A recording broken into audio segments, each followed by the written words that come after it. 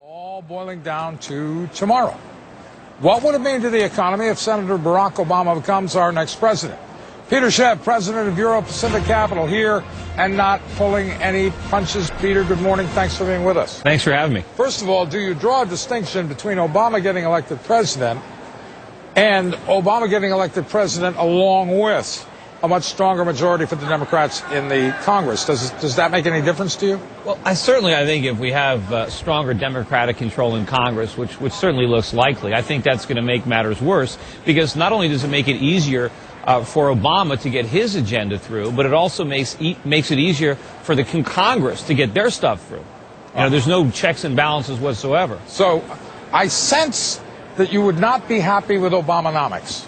No, not at all. I mean, as an investor, it's probably going to help my clients out, but as an American, I think it's a disaster. Not that I'm a big pro-McCain supporter. I think McCain's policies would also make the situation worse, but unfortunately, I think we get Obama in there, and we get a much bigger mandate. I think when he comes into office, it's going to be as if, capitalism has been repudiated. The new mandate is we need more government. We tried capitalism. We tried greed. Time out just a moment.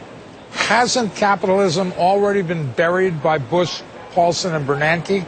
I think it has, but it's because of what the policies that they pursued. Remember, this economic disaster... Yes. Right, but no, it wasn't the free market. Remember, if it wasn't for the Federal Reserve, which is a government entity, keeping interest rates much too low, we never would have had a housing bubble. We never would have had a subprime market. We wouldn't have had teaser rates. If it wasn't for Freddie and Fannie, which were creatures of government, we wouldn't have had the moral hazards necessary to allow Americans to borrow more money than they can repay. Well, wait a minute. Freddie and Fannie are responsible for less than a fifth of all the subprime mortgages. No, but they were responsible for half of the mortgages, but they were also some of the bigger buyers. But they were big buyers of subprime. They helped create the market for subprime, but they also helped create the phony real estate market. But hold on, here's where I'm confused. We could argue over Fannie and Freddie, but people on both sides of the aisle were responsible for creating them, building them, encouraging them.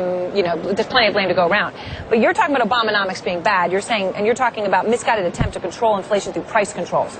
Obama hasn't said anything about price controls. Well, what they want to do is they want to return the economy to the way it was a few years ago. But you can't. That was a bubble. I've been talking about that for years, that our economy was phony because it was based on us borrowing money from abroad and spending it. What specifically is he going to do that makes you worried as an American? He's going to try to revive that bubble economy. He's going to try to get Americans spending money and borrowing again. And that's the disease. That's not the cure. He's going to try to create bigger government. He's going to try to borrow a lot more money from foreigners to spend it on government programs designed to encourage even more consumption. And, of course, he's going to raise taxes on the very people that we need to try to provide the future employment opportunities for all the people who are going to lose their jobs during this contraction.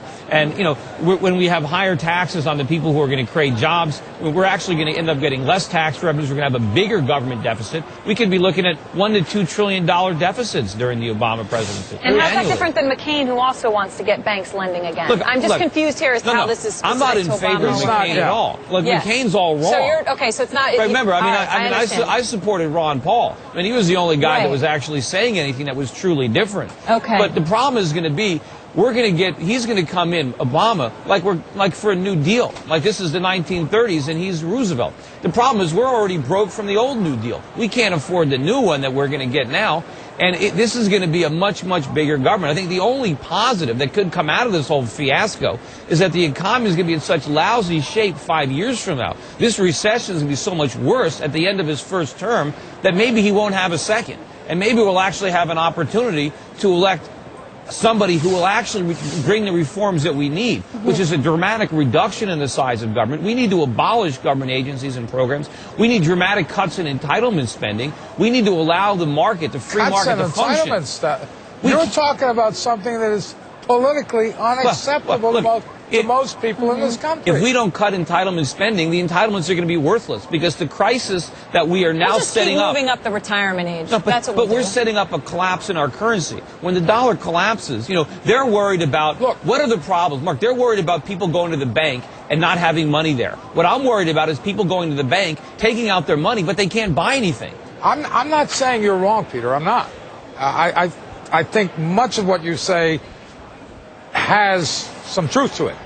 But what I am saying is what you're proposing is never going to fly politically. Well, that's the problem. I mean, the politicians... Well, then the problem is the voters. Yeah, well, yeah, sure. You know, just like Wall Street, we all accuse everyone on Wall Street. They were too short-sighted. All they can see was this year's quarterly profits, so they can cash out their stock options. But politicians have a very short time horizon. They can only see to the next election.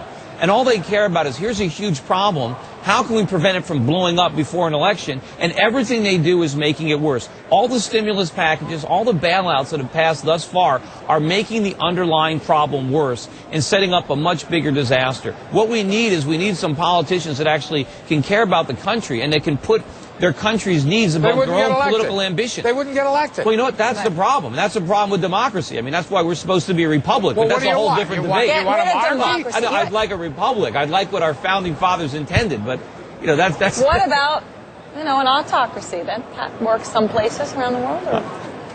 Maybe we managed need a military junta. I mean, come on, Peter. Look, I mean, that's why, you know, we have mobocracy right now. We have the tyranny of the majority. But, you know, I think a lot of Americans, and I think there was some proof in that. Look, Ron Paul got a lot of supporters, even though the media ignored him. There are a lot of Americans that if you tell them the truth, you know, they might be willing to buy it. I think if you tell people... less than 1% of the vote. Oh, I know, it's small. Look, there's a lot of people... I understand that 51% is not a mandate. I mean, that there's 49% who think something else, and that's hard to say the 51 should get what they want and the 49 get nothing. I understand that criticism.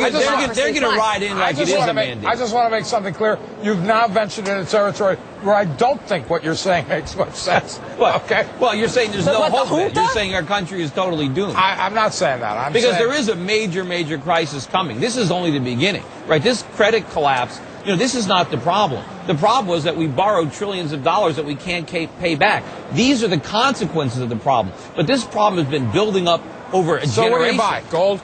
Yeah, you buy this dip in gold, you sell this rally in the dollar. You buy paper gold, you buy ETFs, or do you like the physical? I like the real stuff. You know, we're selling a lot of... Where do you get it now? Well, we've been buying a lot of it in the Perth Mint in Australia. You know, we're storing a lot of gold over there. We had a record month at Euro Pacific Capital in clients just buying physical gold. Gold has no inherent value, like oil, which does, right? People need oil. Gold only has value insofar as I want to believe it has value. No, you got it backwards. That's fiat money. The dollar has no value except perception. Gold has real value. In this world, all that has value is food and oil. No, gold has value. I love this guy.